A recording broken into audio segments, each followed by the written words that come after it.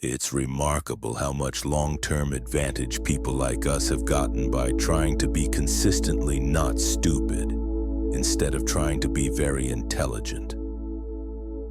These powerful wisdom words, famously spoken by one of history's greatest rational thinkers, contain a paradox that will rewire your brain from this moment onward.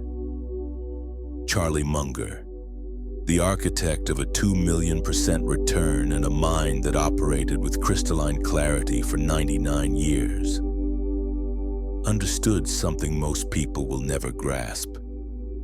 Brilliance is not about complexity.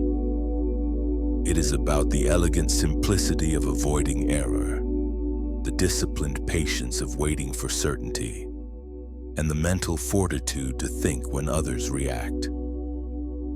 Today, you'll embark on a deep neural transformation like no other. Not a temporary motivation boost that fades by tomorrow, but a fundamental rewiring of your cognitive architecture. This is not theory. This is practical neuroscience enhanced by time-tested wisdom from a man who walked through fire, lost everything, rebuilt from nothing, and created billions for him and those around him through the power of his unparalleled mind alone. This is Braingineered, the most powerful psychological laboratory on the internet, the place where extraordinary minds are built, not born. Let's begin. Charlie Munger built his mental fortress on 7 pillars. These are not abstract concepts. They are neural programs that can be installed, practiced, and mastered. Over the next sections, you will learn not just what these pillars are, but how to hardwire them into your nervous system so deeply that they become automatic, unconscious, and inevitable. Pillar 1. Mental acumen and the multidisciplinary mind. The current state of your brain. Right now, your brain operates within grooves, neural pathways carved by repetition, by your education, by your profession, by the people you spend time with. Most people develop expertise in one area and then view the entire world through that single lens. This is the mental equivalent of trying to build a house with only a hammer. In the words of Charlie Munger, you've got to have multiple models, because if you just have one or two that you're using, the nature of human psychology is such that you'll torture reality so that it fits your models, or at least you'll think it does. And the models have to come from multiple disciplines, because all the wisdom of the world is not to be found in one little academic department. The neural rewiring protocol. Your brain craves patterns. It wants to reduce cognitive load by automating processes. This is why you can drive home without thinking about it, why habits form, why you reach for your phone automatically. This same mechanism can be harnessed to build multidisciplinary thinking. The activation process. Close your eyes. Imagine your mind as a vast library with many wings. Right now, you might spend most of your time in one wing. Perhaps it is business or medicine or technology or art. See yourself standing at the center of this library where all wings converge. Now visualize doors opening. Each door represents a fundamental discipline: psychology, economics, mathematics, physics, biology, history, philosophy. Feel the resistance in your body when you think about exploring an unfamiliar wing. That resistance is real. It is the discomfort of your brain encountering the unknown. Anthony Robbins teaches us that all progress begins at the edge of your comfort zone. This discomfort is not your enemy. It is the signal that growth is occurring. The daily practice. Each morning before you check your phone, before you enter the reactive mode, you will spend 15 minutes building your lattice work of mental models. This is not casual reading. This is deliberate installation of cognitive software. Select one discipline outside your expertise. Today it might be physics. Ask yourself, what are the fundamental laws of this field? In physics, you have principles like entropy, relativity, momentum, critical mass, and equilibrium. Write down one principle, then ask, where does this principle appear in my life, in my business, in my relationships, in my decisions? When you find the connection, you are not just learning. You are building neural bridges between previously isolated islands of knowledge. Your hippocampus lights up. Your prefrontal cortex strengthens. You are literally growing your brain. In the words of Charlie, attain fluency on the big multidisciplinary ideas of the world and use them regularly. Since the really big ideas carry 95% of the freight, it wasn't at all hard for me to pick up all the big ideas from all the big disciplines and make them a standard part of my mental routines. Notice what he said. The big ideas carry 95% of the freight. You do not need to master everything. You need to master the fundamental principles that recur across domains. These are the laws that govern reality itself. The inversion protocol. One of Munger's most powerful mental models is inversion. This single tool will transform how you solve problems. Most people think forward. They ask, how do I succeed? Munger taught himself to ask, how do I fail? Then he systematically avoided those paths. The practice, take any goal you currently have. Instead of listing what you need to do to achieve it, list everything that would guarantee its failure. Be specific. Be brutal. Write it down. If your goal is to build a successful business, what would guarantee failure? Hiring people you do not trust, entering markets you do not understand, running out of cash, ignoring customer feedback, competing on price alone, lying to yourself about problems. Now look at that list. Feel the clarity that emerges. You have just identified the landmines in your path. This is not pessimism, this is practical wisdom. When you know where the holes are, you simply walk around them. Repeat this practice with every major decision. Train your brain to automatically scan for failure modes before pursuing success. This is the neural pathway that made Charlie Munger consistently not stupid. The rationality commitment. In the words of Charlie, being rational is a moral imperative. You should never be stupider than you need to be. Read that again. Rationality is not just useful, it is a moral imperative. Why? Because irrationality causes harm to yourself, to those who depend on you, to those you could help but fail to reach because you made preventable errors. Every day your brain will try to shortcut rationality. It will offer you cognitive biases like gifts. Confirmation bias will show you only evidence that supports your existing beliefs. Availability bias will convince you that whatever is easily remembered is representative. Recency bias will make yesterday more important than it actually is. The antidote: create a bias checklist. Print it, laminate it, review it before every important decision. Ask yourself, am I seeking information that contradicts my belief? Am I overweighting recent events? Am I seeing patterns where only randomness exists? Am I letting my emotions drive this decision? What would I advise my best friend to do in this situation? This checklist is not an intellectual exercise. It is cognitive hygiene. You brush your teeth daily to prevent decay. You must brush your thinking daily to prevent error. Pillar 2. Relentless learning and reading. The reading revolution. In the words of Charlie Munger, In my whole life, I have known no wise people over a broad subject matter area who didn't read all the time. None. Zero. You'd be amazed at how much Warren reads and at how much I read. My children laugh at me. They think I'm a book with a couple of legs sticking out. This is not hyperbole. This is the single most important habit Munger developed. His children saw him as a book with legs because reading was not something he did. It was something he was.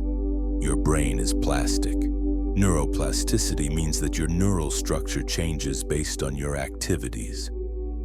Every time you read something challenging, you are not just acquiring information. You are building cognitive infrastructure. New synaptic connections form. Your working memory strengthens. Your ability to hold multiple concepts simultaneously expands. The neural state for deep reading. Modern life has trained your brain for distraction. Your dopamine system has been hijacked by notifications, by infinite scroll, by the constant novelty of social media. This is not your fault, but it is your responsibility to fix. The protocol: find a physical book, not a device, a book. The tactile experience matters. It signals to your brain that this is different from screen time. Before you open it, create the state. Sit upright, spine straight. This posture signals alertness to your nervous system. Take 3 deep breaths, making your exhale longer than your inhale. This activates your parasympathetic nervous system, creating calm focus. Set a timer for 25 minutes. This is your Munger block. During this time, your phone is in another room. Your computer is closed. You read with full attention. At first, your brain will rebel. It will generate urgent thoughts. You will remember things you need to do. This is the addiction withdrawing. Acknowledge the thought and return to the page. You are training your prefrontal cortex to maintain focus against distraction. This is the same muscle that separates reactive people from strategic thinkers. After 25 minutes, take a 5-minute break, walk, stretch. Let your brain integrate, then return for another cycle. Do this daily, not occasionally, daily. This is non-negotiable if you want the Munger mind. The Wisdom Extraction Protocol. Reading without integration is entertainment. Reading with integration is transformation. After each Munger block, spend 5 minutes writing. Not typing, writing by hand. This matters because handwriting engages different neural networks than typing, leading to deeper encoding in memory. Answer 3 questions. What is the most important idea in what I just read? How does this connect to something I already know? Where can I apply this in my life today? These 3 questions force your brain to process information at multiple levels. The first question requires comprehension. The second requires synthesis. The third requires application. This triple encoding makes the information nearly impossible to forget. In the words of Charlie, I believe in the discipline of mastering the best that other people have ever figured out. I don't believe in just sitting down and trying to dream it all up yourself. Nobody's that smart. You are building on the shoulders of giants. Every book written by a genuine expert contains decades of compressed experience. When you read for 1 hour, you may absorb insights that took the author 20 years to develop. This is the most asymmetric advantage available to any human being. The Vicarious Experience Accelerator.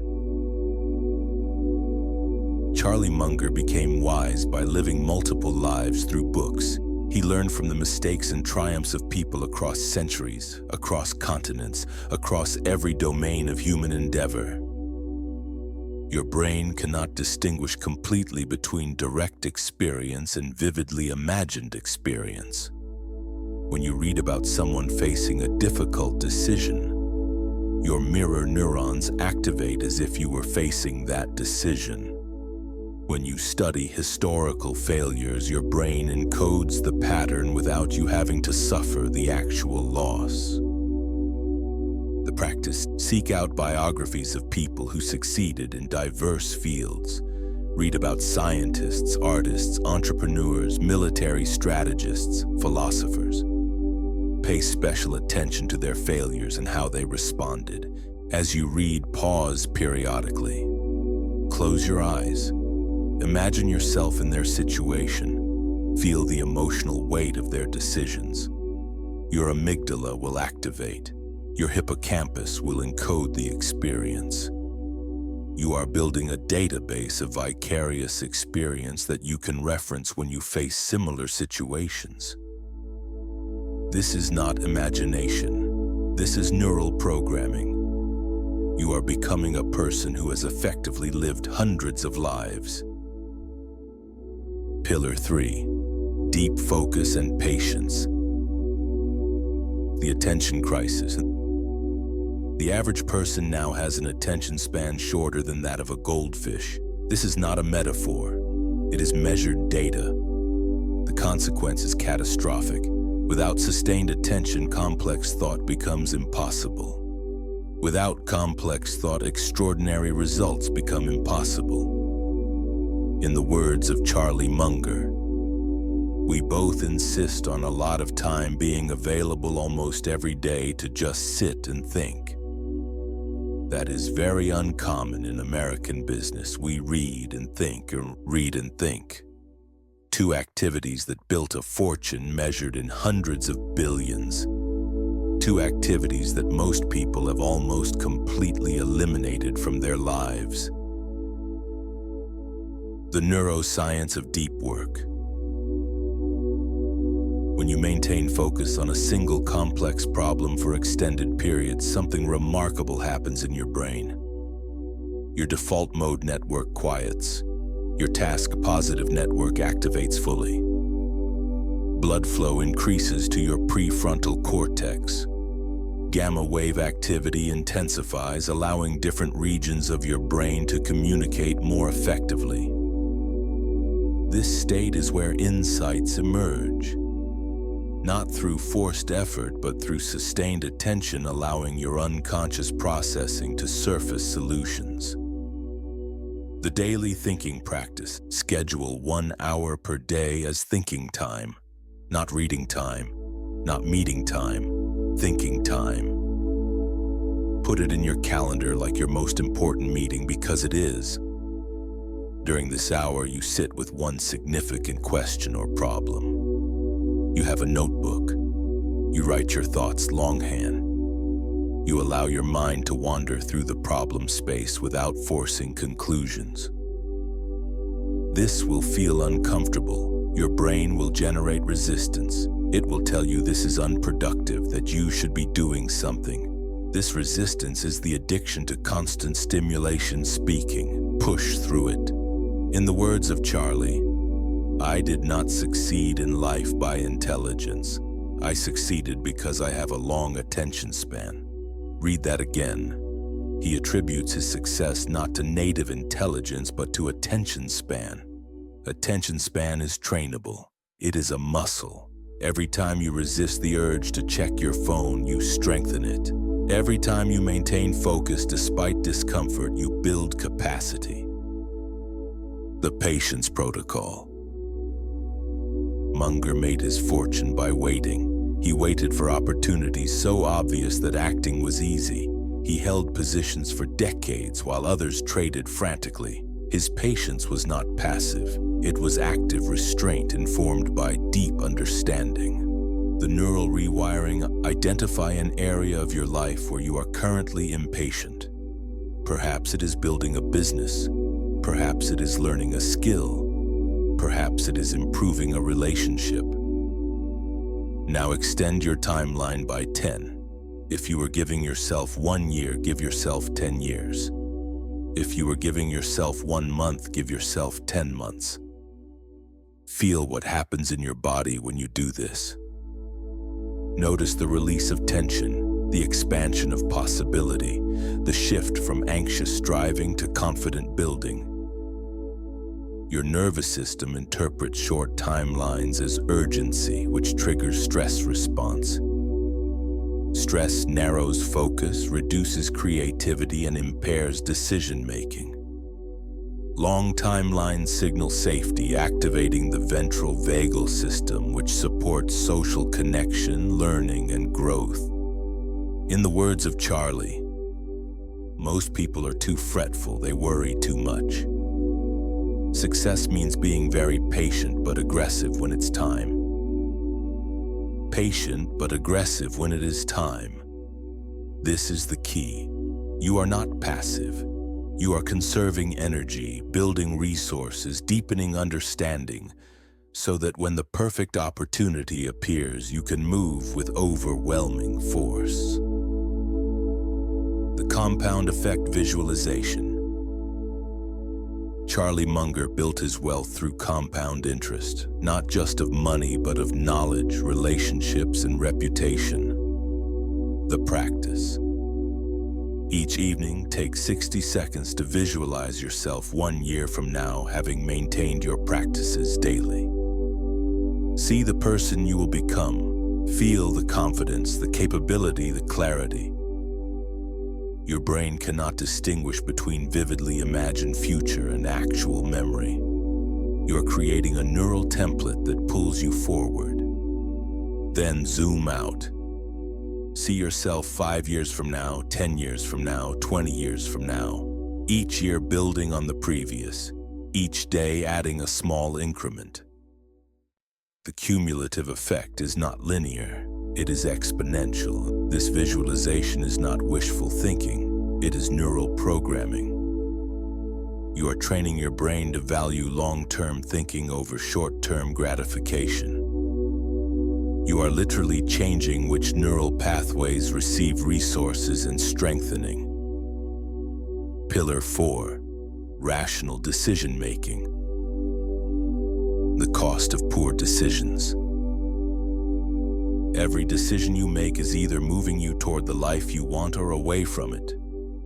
There is no neutral. Most people make hundreds of decisions per day on autopilot, using heuristics that served their ancestors on the savannah but fail catastrophically in modern complexity. In the words of Charlie Munger, it's remarkable how much long-term advantage people like us have gotten by trying to be consistently not stupid instead of trying to be very intelligent.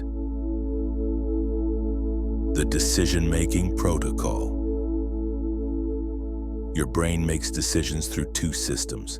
System 1 is fast, automatic, emotional, and often wrong. System 2 is slow, deliberate, rational, and usually right. The problem is that System 2 requires energy, and most people are cognitively exhausted most of the time. The solution? Never make important decisions when you are hungry, angry, lonely, or tired. These states compromise System 2 function. Your prefrontal cortex is energy intensive. When resources are depleted, your brain defaults to System 1. Before any significant decision, implement the HALT protocol. Am I hungry? If yes, eat protein. Your brain is 20% of your body weight but uses 25% of your glucose. Feed it. Am I angry? If yes, wait 24 hours. Anger floods your system with cortisol and adrenaline, shutting down rational thought. Am I lonely? If yes, connect with someone you trust before deciding. Loneliness triggers threat response, skewing risk assessment. Am I tired? If yes, sleep first, decide after. Sleep deprivation impairs judgment as much as alcohol intoxication. The pre-mortem technique. In the words of Charlie, invert, always invert. Before you commit to any major decision, conduct a pre-mortem. Imagine it is 1 year in the future and your decision has failed catastrophically. Write the story of how it failed. Be specific, be creative, be brutal. This exercise activates prospective thinking. Your brain simulates future scenarios, revealing risks you could not see while caught in optimism bias. Teams that conduct pre-mortems identify 30% more potential problems than those who only plan for success. After writing your failure story, ask, which of these failure modes can I prevent? Which can I mitigate? Which are unacceptable risks that mean I should not proceed? This is not pessimism. This is prepared optimism. You proceed with eyes open, with contingencies planned, with catastrophic risks eliminated. The checklist imperative. Pilots use checklists even after thousands of hours of experience because human memory is fallible under stress. Surgeons use checklists because even simple procedures can kill if steps are missed. Investors should use checklists because even obvious errors cost fortunes. Your decision checklist. Before any significant decision, ask, do I deeply understand this situation? What information would change my mind? Am I falling prey to any cognitive biases? What is my expected value calculation? What is the worst-case scenario and can I survive it? Am I making this decision to avoid pain or pursue gain? Would I make this same decision if I had to live with it for 10 years? Write this checklist down, laminate it, review it before every decision above a certain threshold. This threshold should be personal but significant.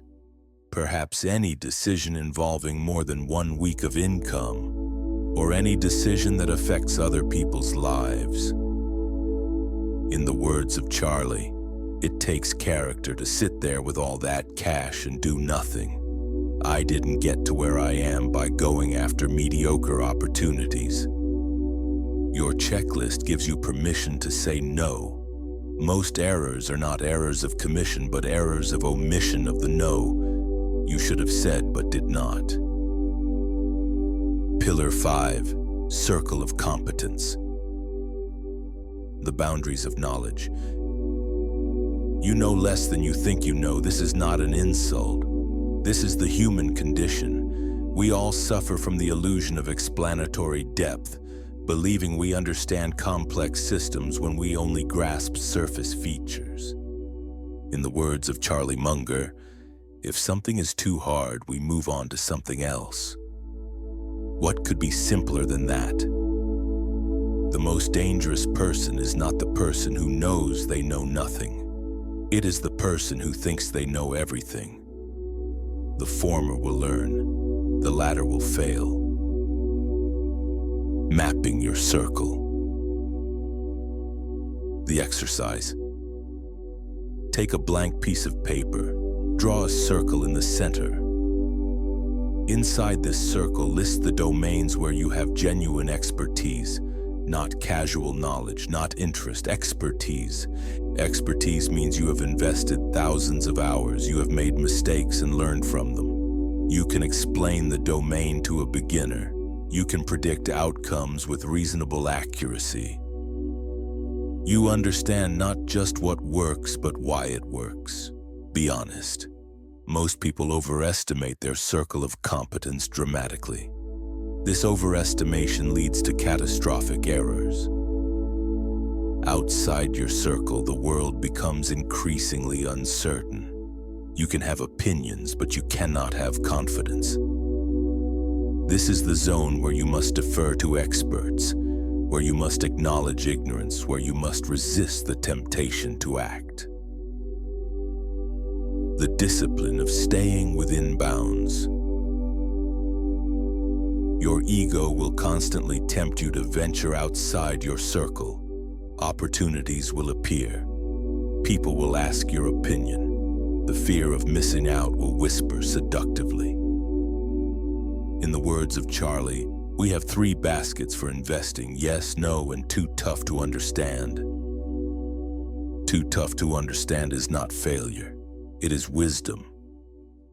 Every billionaire has said no to more opportunities than they said yes to. The difference between them and broke people is not that they seized every opportunity.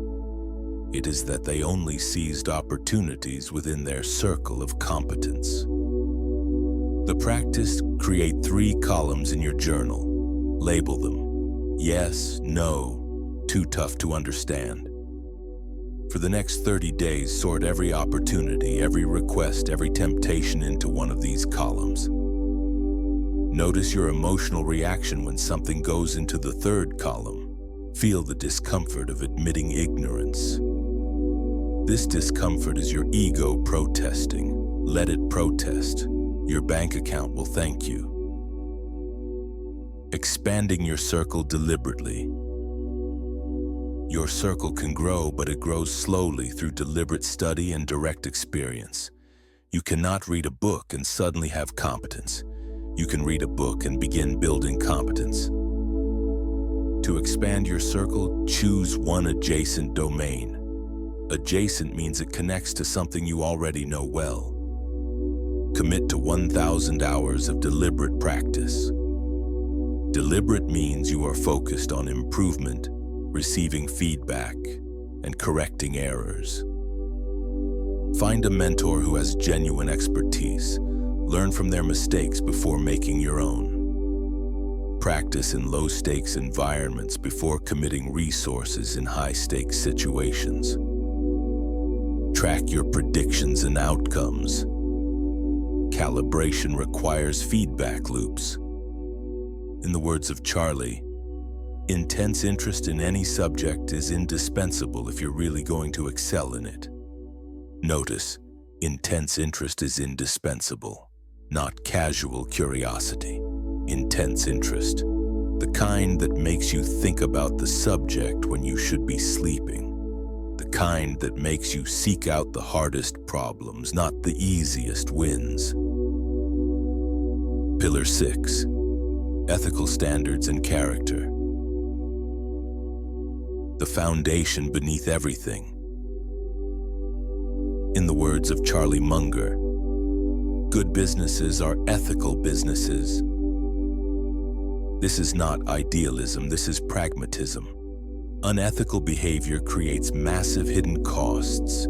It destroys trust, which is the foundation of all valuable relationships. It attracts unethical people, creating organizational cancer. It generates legal, reputational, and psychological costs that compound over decades. Charlie Munger could have become far wealthier through ethical shortcuts. Every person of capability faces these temptations. The difference between those who build lasting empires and those who flame out is not intelligence, it is character.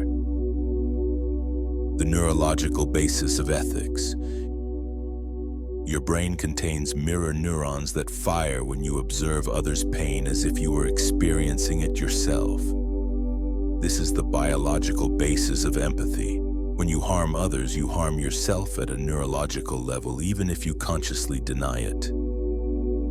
Over time, unethical behavior requires increasing psychological defense mechanisms to maintain self-image. You must lie to yourself about your lies. This creates internal conflict that manifests as anxiety, insomnia, relationship problems, and health issues. Conversely, ethical behavior creates alignment between your actions and your values. This alignment is experienced as integrity, and integrity is experienced as peace. Your nervous system can relax because there are no lies to maintain, no contradictions to reconcile. The practice. Each night before sleep, conduct an ethical inventory. Ask yourself, did I keep my word today? Did I treat others as I wish to be treated? Did I create value or merely extract it? Did I tell the truth even when costly? Did I act with courage or cowardice? Be honest. This inventory is private. No one is judging you except your future self. When you identify ethical failures, do not wallow in guilt. Guilt that leads to change is useful. Guilt that leads to shame is destructive. Instead, make a specific plan for repair and recommitment. In the words of Charlie, the safest way to try to get what you want is to try to deserve what you want. It's such a simple idea. It's the golden rule.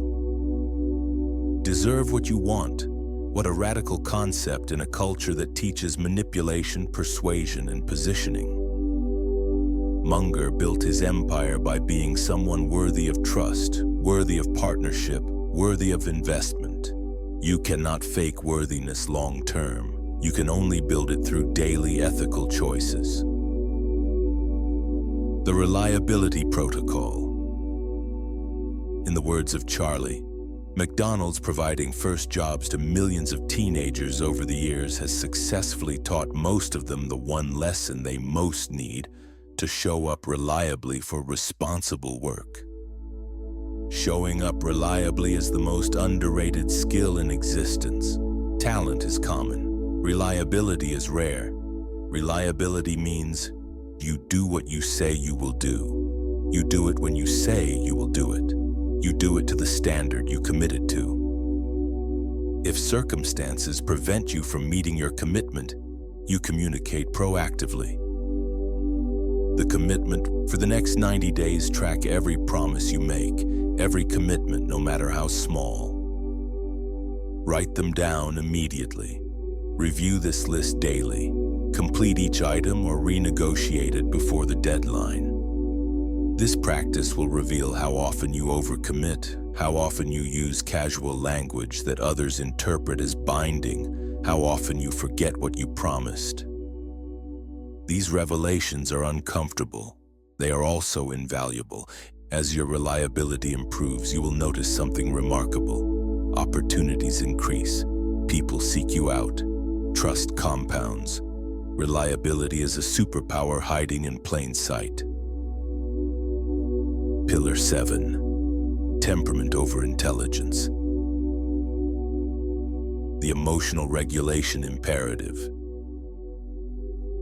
In the words of Charlie Munger, having a certain kind of temperament is more important than brains. You need to keep raw, irrational emotion under control. You need patience and discipline and an ability to take losses and adversity without going crazy. Intelligence is largely genetic. Temperament is largely trained. This is extraordinary news because it means your success is not determined by your IQ. It is determined by your ability to regulate emotion, delay gratification, and maintain equanimity under pressure.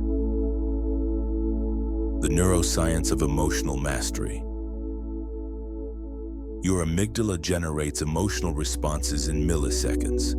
Fear, anger, desire, panic all arise before your conscious mind can evaluate them. This is adaptive when facing immediate physical threats. It is catastrophic when making investment decisions, negotiating contracts, or choosing life partners. Your prefrontal cortex can override your amygdala, but only if it is trained and resourced. Training means practice. Resources mean sleep, nutrition, exercise, and stress management. The training protocol: begin each day with 10 minutes of breath work, not meditation, which can be nebulous. Breath work, which is concrete and measurable. Sit comfortably. Breathe in for 4 counts through your nose. Hold for 4 counts. Breathe out for 8 counts through your mouth. Repeat for 10 minutes. This practice is not spiritual, it is physiological. The extended exhale activates your vagus nerve, which signals safety to your nervous system. With consistent practice, you increase your baseline vagal tone, making you more resilient to stress. Throughout the day, when you notice strong emotion arising, pause. Take 3 conscious breaths before acting. This pause creates space between stimulus and response. In that space lies your power. In the words of Charlie, we all are learning. modifying, or destroying ideas all the time. Rapid destruction of your ideas when the time is right is one of the most valuable qualities you can acquire. Notice rapid destruction of your ideas. Most people cling to their ideas as if they are their identity. When an idea is challenged, they feel personally attacked. Their amygdala activates. They become defensive. They dig in. This is the opposite of learning. The Stoic framework. The Stoics understood 2,000 years ago what neuroscience confirms today. You cannot control events. You can only control your response to events. Your brain constantly generates stories about what events mean. These stories trigger emotional responses. These emotional responses drive behavior. But the stories are not facts. They are interpretations, and interpretations can be changed. The cognitive reframe practice. When something occurs that triggers negative emotion, write down your automatic thought. For example, my business partner criticized my idea in the meeting. He doesn't respect me. Now generate 3 alternative interpretations. He criticized my idea because he cares about the outcome and wants us to succeed. He criticized my idea because he has information I lack and is trying to help me avoid a mistake.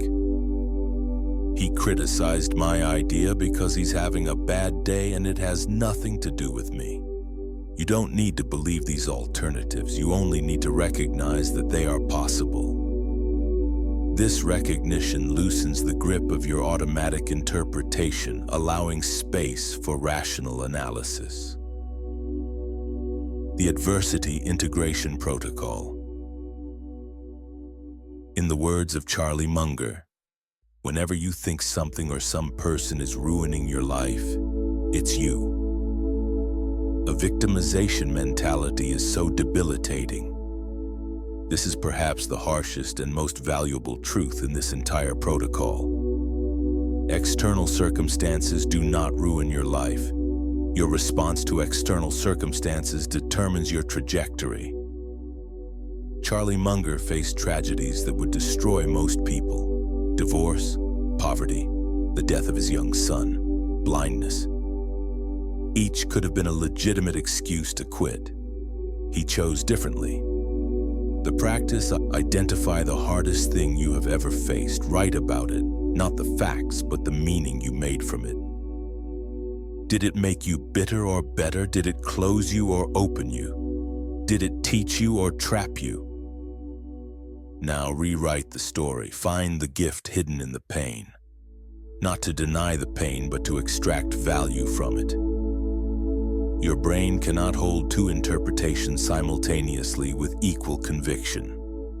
Choose the interpretation that empowers rather than diminishes you.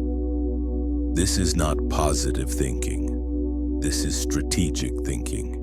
You are selecting the neural pathways to strengthen based on their utility for your future, not their loyalty to your past. In the words of Charlie, life will have terrible blows in it, horrible blows, unfair blows. It doesn't matter, you can cry all right, but you can't quit. Somehow you soldier through. Cry if you need to, mourn what was lost, feel the pain fully, then soldier through. This is not suppression, this is integration. You carry the experience forward as wisdom rather than dragging it behind as trauma. The integration, becoming the Munger mind. You have now been exposed to the 7 pillars. Exposure is not installation. Reading about these principles changes nothing unless you practice them until they become automatic. Your brain changes through repetition and emotion. Repetition strengthens neural pathways. Emotion signals importance, making the brain prioritize the experience in memory consolidation. The 90-day installation protocol. Choose 1 pillar per week. For 7 days, that pillar becomes your singular focus. You read about it, you think about it, you practice it, You journal about it. You notice when you violate it. You celebrate when you embody it. After 7 weeks, you have cycled through all 7 pillars. Then you begin again.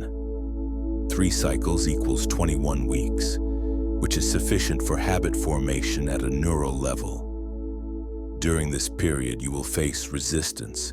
Your old neural pathways will fight to maintain dominance. This is normal. This is expected. This is proof that change is occurring. In the words of Charlie, spend each day trying to be a little wiser than you were when you woke up.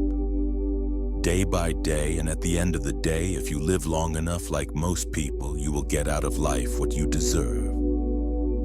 A little wiser each day, not dramatically wiser, not perfectly wise, a little wiser.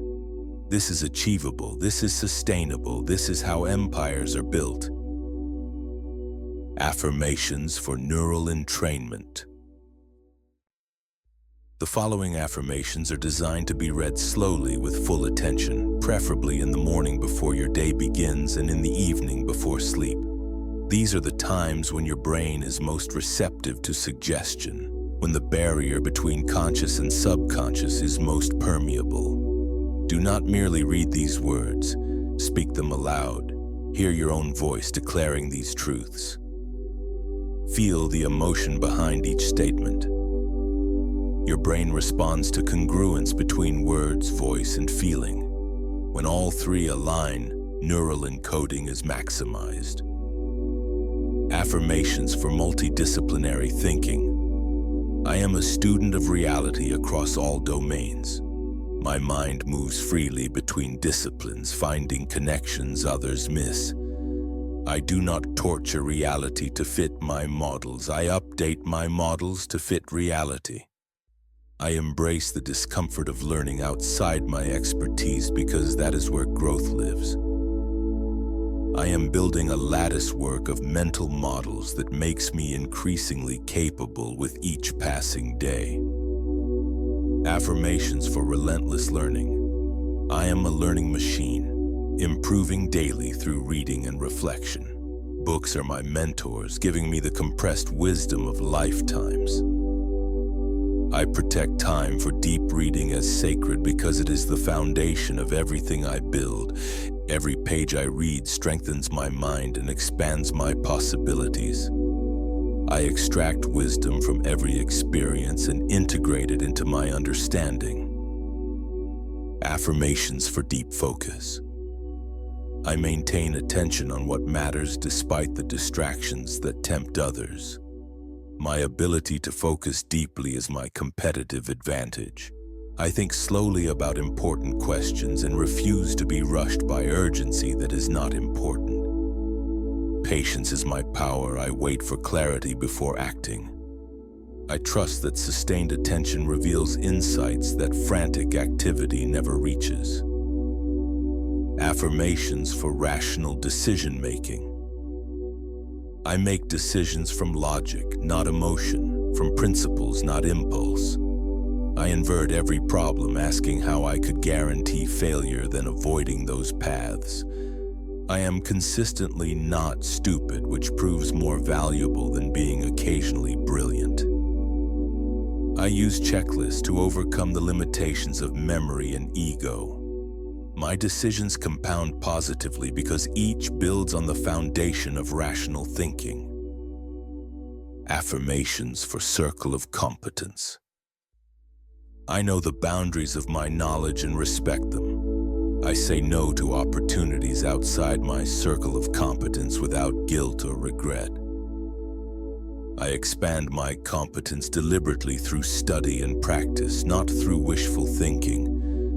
I am not tempted by every shiny opportunity. I wait for the ones I deeply understand. My power comes from depth of expertise, not breadth of dabbling. Affirmations for ethical standards.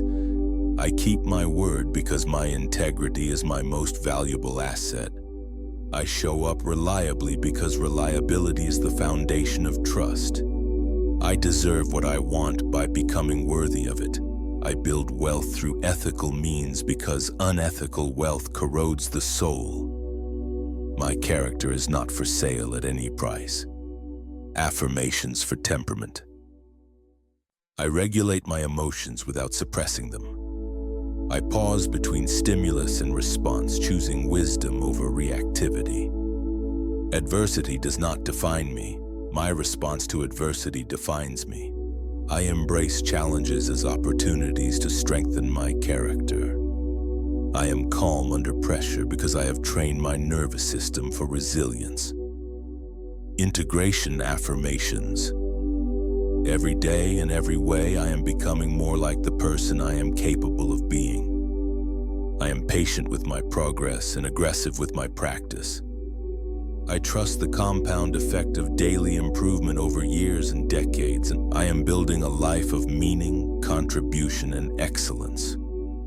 I honor Charlie Munger's wisdom by embodying these principles in my daily actions. The Munger mind is not a destination, it is a direction. It is a commitment to rational thinking, ethical action, continuous learning, and emotional mastery. It is the decision to avoid stupidity with more rigor than you pursue brilliance. It is the wisdom to wait patiently for opportunities so obvious that acting becomes easy. You have the same raw materials Charlie Munger had. 86 billion neurons, a plastic brain capable of rewiring itself, time which moves at the same rate for everyone.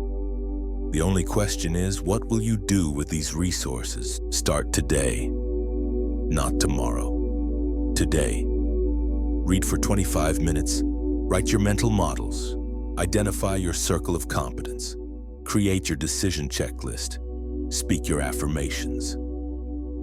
Take one step toward the mind that can build empires. In the words of Charlie, the best thing a human being can do is to help another human being know more. You now know more. The question is whether you will do more. The answer to that question will determine everything.